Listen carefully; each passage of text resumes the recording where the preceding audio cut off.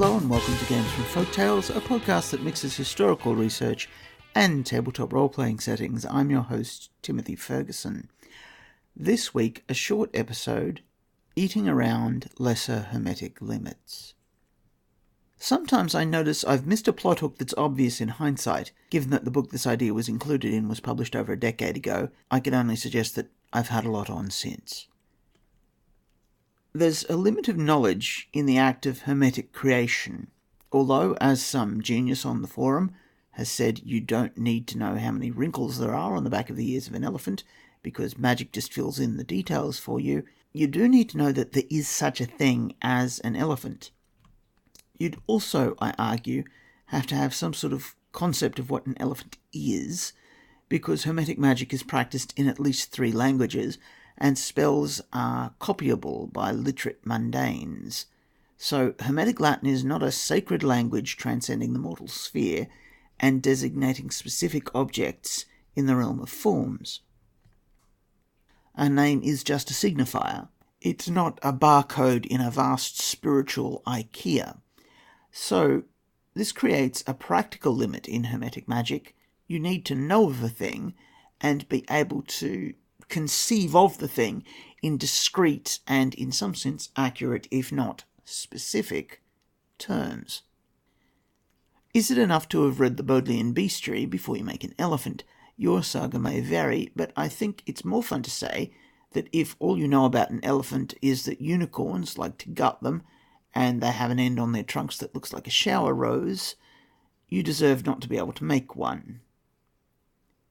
Get a bit of tooth or hide, and use a minor intelligo animal spell, and you are fine, though. Now, a long time ago, I suggested that Magi got around this by having a gastronomers society run by House Yarburton. Originally, the people who could make animals would get together and demonstrate animals for each other, so that they could each go away with new discrete knowledges. It became a gastronomers club when the Magi discovered that their consortes were eating the animals. The first trick I missed was this. If a magus was to spend viz to make the animal, its pelt and bones could be distributed to the group, and this allows the group to send out little subscription boxes to people who can't make it to their meetings, perhaps for a fee.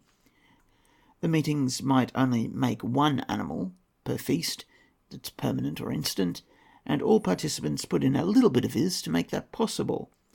The pelts can also be used to overcome another little failure of hermetic magic. Some shape-shifting spells are far simpler if you have an item of clothing made from the animal you're trying to turn into. Girdles of wolfskin, cloaks of raven feathers, prime examples.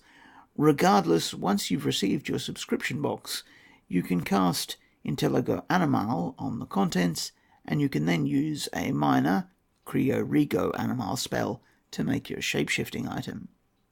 A second trick is that if you have no idea what an animal looks like, there's not a lot to stop someone putting anything in your mouth beyond the usual precautions that Magi take against poison. What if an infernalist put some human flesh in the ragout of the Gastronomical Society? What if the subscription boxes contain infernally tainted teeth? Finally, these collections gather together into realia, which can become treasures, so your characters, for example, may seek a collections case in which a previous president of the Gastronomers Club has kept dozens of samples.